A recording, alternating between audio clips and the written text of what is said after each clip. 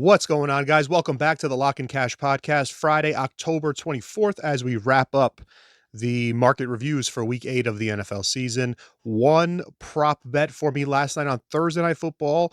We lost. I just sprinkled Jordan Mason to score a touchdown. Obviously, there was not many touchdowns scored on the Vikings side. That was a brutal game for them. So 0-1 to start week 8. I'm not worried. We have 5 plays ready for the weekend. We have a 3-unit max side that has been released, another 2-unit side. We've got 2 parlays. We have a teaser. I actually did give you one of my picks, which was Broncos -3, but the market has moved to 3.5. So what I'll do is at the end of this market review, I will give you guys my teaser that I'm playing. I only have one teaser, so I have 2 sides, 2 parlays, 1 teaser. I will give you guys the teaser that I'm playing this weekend. So like I said, 5 plays there. We also have a kind of a big card in college. We have one Friday play tonight in college, and then we have 1, 2, 3, 4, another 5 on Saturday. So, but I'm also looking at a few college games and I might add more. So anyways, as always, if you guys are interested, if you want free picks, there's options down in the description where you can get the Action app. I log free picks on there.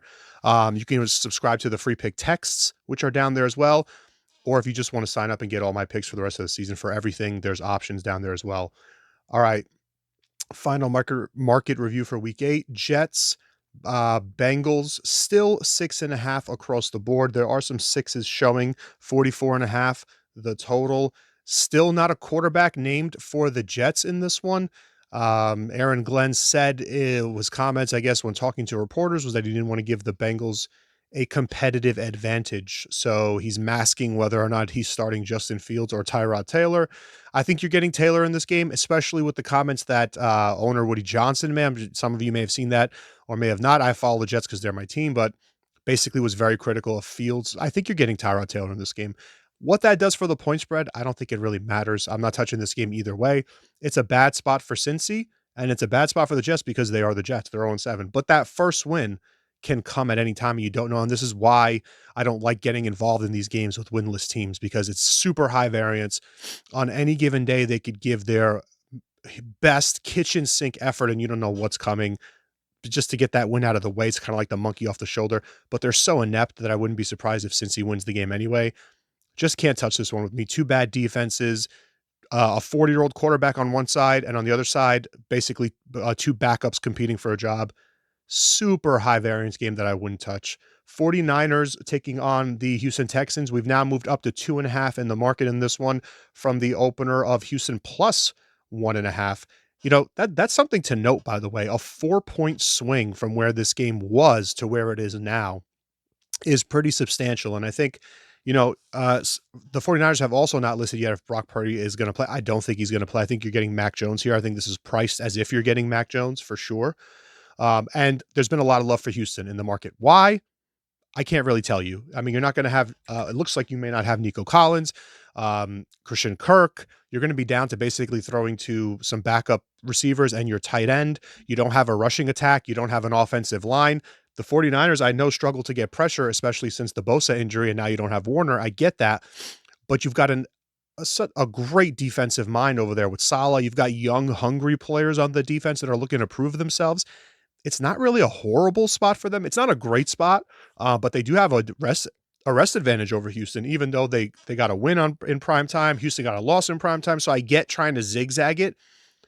I just don't think this is the team to zigzag it with. Like, what are you buying low on with the Texans? And I felt this way all week, and the market is moving towards Houston, and I still feel that way. It's like, what are you buying low on, really? There's not much to be excited about. And I have a great defense. And they're great in the secondary, but what have the 49ers done with Mac Jones?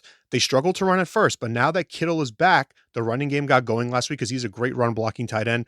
McCaffrey had a huge game. You can certainly run the ball on Houston. It's very hard to throw on them, but Mac Jones, they've found insane success by just these short, quick throws, dinking and dunking, short, quick slants, popping into little zone areas. Like, to me, you can still do all that here. You don't have to take deep shots. As long as you don't make mistakes and get behind early, you can run the ball with McCaffrey in this game. To me, there's more avenues here to a win for San Francisco than there is for Houston, which is why I'm not totally agreeing with the market movement, but it is what it is. It's worth noting that the market is moving that way. Bears taking on the Ravens. Baltimore -6.5 at home, 49.5. The total pretty much has stayed this way the entire week. Lamar has been seen at practices now for, I think, Tuesday, Wednesday, Thursday. So today's Friday. He's still been limited in all of them. Listen, I think this is 80 to 85-ish% priced as if Lamar will play. That's my insight on this game. If it was 100% priced into the market, this would be north of 7. I fully believe that, but I also fully believe he's going to play. So I think this is going to cross 7 by the time we get to kickoff, which is why I like Baltimore at 6.5. So on the other side, the Bears, we talked about it earlier in the week. Nothing really has changed in terms of my thoughts on this team. Listen, it's very hard to find a flukier 4-game win streak than beating up on these teams with these 3+ takeaways in 4 straight games, a 1-point win against the Raiders, who are horrible, a 1-point win against the Commanders, who were super banged up, and then a win against the Saints, where the Saints committed 4 turnovers. The Bears lead the league in takeaways and turnover differential, while being dead last in the NFL in yards per play allowed on defense. I mean, I just don't. This is totally unsustainable. It's everything that you look for if you want to fade a team. On the other side, the biggest question is just the health of Lamar. The Ravens are now pretty healthy defensively, which is, listen, they weren't great defensively to start the year, but at the very least, they were really good in the secondary. They weren't getting much pressure. Now with a healthy secondary, Hamilton, Roquan Smith back to help with the run defense. There's some positives here for the Ravens. And the one thing you know for sure, no matter who's in, whether it's Rush or Huntley or Lamar, one thing you know for sure is the season is on the line. So you are getting the kitchen sink. If there are any trick plays in the deepest part of the playbook, you're getting them in this game. I mean, they have to win this game. So that's one of the things you have to consider if you like the Ravens.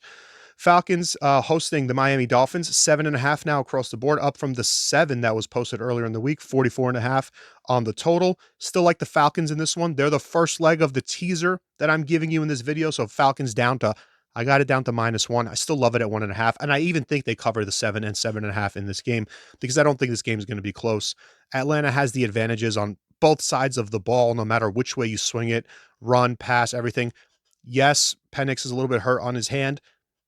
This is a game where you're going to get a lot of Bijan and a lot of Algiers, and the Dolphins are not going to be able to stop it. You saw what happened to them last week on the road against the Browns with Judkins. The Falcons have been a really good home team so far this year. So, they beat Washington at home. They beat Buffalo at home. This is a good home team. They'll be ready to bounce back after a poor showing on Sunday Night Football. It's all Falcons roll in the spot. It's all Falcons. Bills taking on the Panthers. We're staying steady here at 7 and 7.5, 46.5 still. Andy Dalton in for this game. Bryce Young out. Listen, Buffalo loses 2 in a row in ugly fashion, goes into their bye week. I love the Bills here. The Bills, I think, should roll in this game. The fact that this was 7.5 and then Bryce Young goes out, Andy Dalton in, and it stays at 7.5. What are we doing? Bryce Young has been playing very well. And Andy Dalton, at his age and his type of play, he's certainly a downgrade from Bryce Young. So I can't, the market is kind of weird on this game. I absolutely think it's a downgrade having Andy Dalton in. And I think the Bills are going to have a ton of success offensively in this game. They're getting healthier on defense now after the bye, which is a big plus for them. And again, just like the Ravens spot, all out effort this week. No way you can drop a third. With the way New England's playing, the Bills have to win this game. So part of NFL handicapping, I think a huge part of it, identifying the good teams that you think are going to be elite in the playoffs, in it in the end, and then throughout the season, trying to find spots where you can bet on them to win, to cover, whatever it is. If it's a reasonable number to cover, I think -7 is okay in this game, even though my ratings disagree, but I like it. Bills to just win, like a Bills, money line parlay piece. Love it. You got to find these spots to just have these great teams that are in bad, currently like struggling or whatever it is, to just come out and win. We had that last week with the Eagles. That's why I love that play so much. The Eagles against the Vikings. It was a little sweaty, but it came through. The great teams need to find ways to win when they're struggling. So love Buffalo. Giants going into Philadelphia, trying to pull off another upset against the Eagles. Eagles -7.5. This was 7. It came up. I have this lined at 8.5. 43.5 is the total. Slight value on the over as well. From what I'm seeing, is one of the only totals on the board where I have like a little bit of an edge. I see an edge to the over, but I think Philly has a lot of success on offense in this game. Hurts has been throwing the ball really well this season, just hasn't people are not wowed by it, but he's got great passing numbers this season. You saw him make some great throws last week against the Vikings. Now their defense isn't great, but the Giants secondary certainly is not great. And the Eagles are getting healthier. In that game where the Giants upset them just 2 weeks ago, you didn't have Jalen Carter, you didn't have Quinyon Mitchell. It was maybe a little flat spot. It was a short week, Thursday Night Football. This is in the 1 p.m. window with all the other games going on. Giants going into Philly after that horrible deflating loss at Denver. To me, the Eagles roll in this one, so I like them. And that is your second teaser leg. So my teaser of the week, which if you listen to the whole thing, this is the reward. Okay, so I have a 1.5 unit teaser on Falcons and Eagles. All right, Browns going into New England. New England -7, holding steady. 40.5 is your total. 7 points does look like a lot when you have that low of a total, but you got to remember what you're dealing with here. Dylan Gabriel and the Browns. Yes, they put up 31 points last week, but again, consider the opponent. It was the Dolphins. Nothing really has changed here. I think, is it a sneaky, maybe a game where the Pats will be a little flat? I could see that for sure. So I can make a case. Like if you wanted me to make a case for +7 in this game, sure. But I still think New England wins the game. I think Cleveland could keep it close, but it would have to be on the back of their defense. They would have to play stellar defense. They would have to prevent the explosive passing plays that May has been putting up with ease. But if you were looking for a spot play in this game, it would be the fact that the Patriots upset the Bills as a big dog in prime time, kind of like this Vrabel stamp for his tenure here. And then he goes back to Tennessee, revenge spot, high motivation spot, blowout there. So two back-to-back emotional not blowout, two back-to-back emotional, like big victories for Vrabel in his first year as head coach. And now you kind of come back home to host a team that's basically dead, the 2-5 Browns. That would be the spot play. You would go Browns +7. For me, I'm off this game completely. All right, Buccaneers going into New Orleans to take on the Saints. This was initially 5.5. We saw movement down to 5, 4.5, 4. Now we're seeing 3.5s at some books in this game. 46.5 is the total. The Saints obviously not going anywhere this year. They're 1-6. The thing about Tampa, though, is the injuries. Evans is out now. You're still not going to have Irving. Egbuka is clearly playing hurt. So, New Orleans is the healthier team. They've got a good young head coach. They're playing hard every week. They can't, on the road, they've struggled to take care of the football like you saw last week, but at home, they've been pretty solid doing that. They actually were in that game against their last home game was against the Patriots, if you guys remember. New England was -3.5, and the game was there. Like the Pats had a long third down with a few minutes left, 3rd and 11, I think it was. May made a great pass to convert it, but if he didn't convert it, the ball was going to be punted to New Orleans with a chance to win that game with a 2-minute drill. So the Saints have been competitive at home. So this is one of those where you got to look beyond the record. This is not even close to what you've seen out of a team like the Jets or the Titans, even though their records are very similar. The Saints have been completely different than those two teams. So consider the same, which is why this spread is going down. You're seeing some love for New Orleans. Speaking of the Titans, they're going to New England as a 14.5 point dog now. We've seen a movement up from the 14 that we saw earlier in the week, 46.5 or 47.5, depending on where you look for the total. I mean, what's stopping the Colts here from winning this game by 30?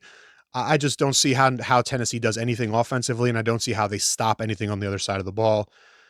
One thing I'm looking at, it's National Tight Ends Day on Sunday. If you remember last season, a bunch of tight ends scored. It seems like it's really a thing for these teams, like to kind of like honor the tight. I'm surprised. But last year, a ton of tight ends scored.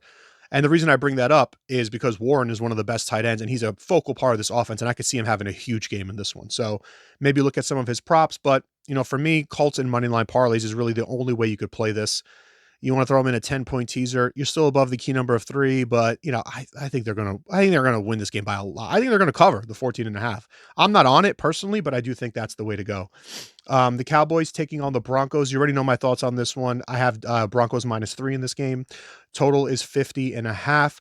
I think this is your buy low, sell high spot of the week and potentially of the season, with the way Denver had to come back against the Giants, down 19-0 or whatever it was going into the fourth quarter, down 18, was it 26-8 with 5 minutes left, come all the way back, win on a walk-off field goal.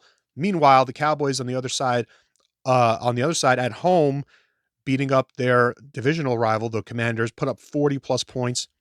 Now you zigzag it. They got to go to Denver. Tough environment against the toughest passing defense in the NFL. This is the best defense Dallas will see. This is the worst defense Denver will see. Kind of like a contrarian spot here where nobody would want to buy on Denver in the spot in terms of public casual bettors, but I think it's a good buy low opportunity on the Broncos. Sunday Night Football is the Packers taking on the Pittsburgh Steelers. Still 3 across the board here. 3.5s have been taken out. 46.5 is the total. I lean slightly to Green Bay in this one. Not much has changed. The narrative here is going to be Rodgers against his old team. I get it. Tomlin as a dog has a great ATS record. There's a lot to like about the Steelers. They have the extended rest. They were upset as a favorite in their last game out. Totally get all that. I just kind of think this is like, Green Bay has played on the road this season 2 times, right? They went at Cleveland because they've looked good at home, but they went at Cleveland and they put up a dud against the best defense in the NFL overall at home. The Browns have the best home defense in the NFL. So I just want to put some context to it. But then when they went to play at the Cowboys, okay, they got torched on defense. But when they played at the Cowboys, that was the one shot they had basically to play a leaky defense on the road, and they put up 40 points. The Steelers' defense is not impressive, very leaky. So I think this could just be a game where Green Bay has success, where everyone falls in love with like the home dog in prime time, but Green Bay actually has a sneaky edge to put up some points in the game against a defense that has not been impressive. I mean, you saw what Flacco did to them last week. So, and the Jets did to them in week 1. I mean, the Steelers have been gashed on defense by plenty of teams that shouldn't have done that. So I think it could be a sneaky edge for the Green Bay offense in this game. It leans slightly to them, but I'm not playing this game on the spread at all. Commanders taking on the Chiefs on Monday Night Football. Not much to say here. Mariota's in and Daniels is out. Chiefs go from 10.5 to 12.5.